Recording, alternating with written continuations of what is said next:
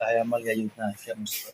देखिए 2025 में जब नीतीश कुमार यात्रा पे आए थे तो उसी वक्त उन्होंने बहुत सारी सौगात दी थी ढाका को, बढ़ावा लखन सेन को। ढाका जो ऑफिस घाट है वहां पे बैराज का, पुल का और कई सड़कों का और कई सारी चीजों का सौगात उन्होंने दिया है। और मुझे लगता है कि उन सबको पूरा किया जाएगा। और एक सबसे बड़ी जो मांग अभी चल रही है कि ढाका में एक कॉलेज की, तो 2026 में ये मांग हम लोग पूरा कर देंगे इंशाल्लाह। कॉलेज खुल जाएगा ढाका में अच्छा। और बाकी उसके अलावा जो काम है, चाह रहे हम लोग के नीतीश कुमार का जो सुशासन है वो चले। हालांकि यहाँ से एनडीए हार गई है और एक करप्ट पार्टी के एक लीडर जीते हैं, तो उनको भी उनका कोई असर न पड़े। राष्ट्रीय जनता दल चूंकि एक करप्ट पार्टी है ना, तो उनका कोई असर न पड़े, जनता का काम होता रहे बिना करप्शन के, ये हम लोग की कोशिश रहेगी।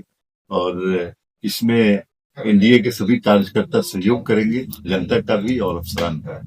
सिर्फ ढाका में जाम की समस्या अक्सर होती है, बस स्टैंड को लेकर बातें की जा रही है, इसको कैसे देखते हैं आप?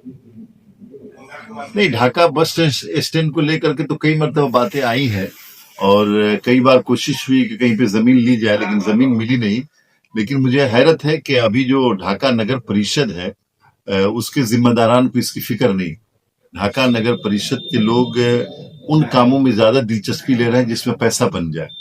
और ज्यादातर मैं अभी कुछ बोलना नहीं चाहता हूं, लेकिन बहरहाल हम लोगों की निगाह है और ढाका को कैसे जाम से फ्री किया जाए और ढाका नगर परिषद को करप्शन से कैसे फ्री किया जाए, इस पे भी हम लोगों का एक मैकेनिज्म तैयार हो रहा है और करेंगे इस पे। सर, ढाका में सरकारी बस का संचालन नहीं है, जिससे यहाँ की लड़कियों को मोतिहारी आने जाने में परेशानी हो रही है।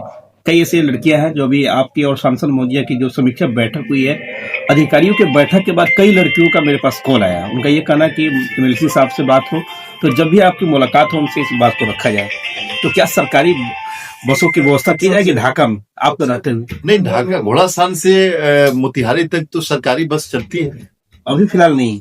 अगर बंद हो गई ये बसें तो हम इसको अभी मालूम कर लेते हैं और आप लोग बताइएगा, मैं मालूम कर लेता हूँ। और बिल्कुल, बल्कि मैं तो ये चाह रहा हूँ कि एक फुलवरिया से कुसमावा होते हुए एक गुरनवा से और दूसरा घोड़ासान से इस रूट पे एक सरकारी बस कम से कम एक सुबह में एक शाम में तो होनी चाहिए। और मैं कोशिश करता हूँ। कब तक चलेगी बसें सरकारी बस? अभी मैं कुछ नहीं कर सकता इस बारे में, लेकिन पहले ये मालूम कर लेता हूँ कि बस बंद हुई तो क्यों हुई।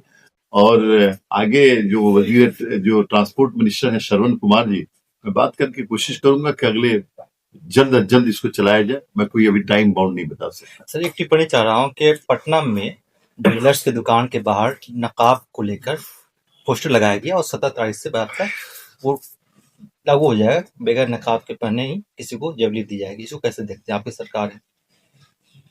नहीं, एक प्राइवेट आदमी ने कोई दिया तो उस पर मेरी टिप्पणी क्या लेंगे, लेकिन ऐसे फ्रिंज एलिमेंट बहुत होते हैं जो उल्टे सीधे करते हैं। हमारी सरकार और हमारी पार्टी ने साफ साफ कहा है कि भाई ये बुनियादी जो हुकूक होते हैं, जो अपना ह्यूमन राइट्स है, उसका वायलेशन है। और ऐसा बयान देने वाले को सरकार उनके खिलाफ कार्रवाई करेगी। आपकी सरकार की तरफ से किसी तरह का कोई नोटिफिकेशन अब तक जारी नहीं हुआ उनके खिलाफ? नहीं, जनता दल यूनाइटेड ने अपना प्रेस रिलीज जारी किया है और बताया है जनता दल यूनाइटेड ने कि ये सब बेहुदा बातें हैं और इस तरह महिलाओं के सम्मान से हम लोग सौदा नहीं कर सकते। कोई अगर अपमान करना चाहेगा तो ऐसे लोगों को हमारी पार्टी अच्छी निगाह से नहीं देखती है। बाकी कानूनी जो तरीका, उस कानूनी तरीके से काम होगा अगर किसी ने ऐसा किया तो।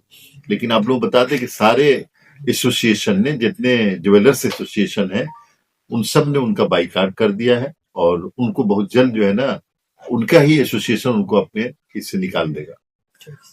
हाल ही में कुछ दिन पहले आप ऑफिस घाट का निरीक्षण करने के लिए आप गए थे। आपने कहा कि यहाँ पे एक मिथिला हाट की तरह गांधी हाट बनाया जाएगा, लेकिन अब तक उस पर किसी तरह का कोई काम नहीं हो पाया। लोग पूछते हैं कि आखिर क्या हुआ? नहीं, वहां पे दो चीजें तो टेंडर हो गया और काम शुरू हो गया, एक बैराज का और दूसरा उसका।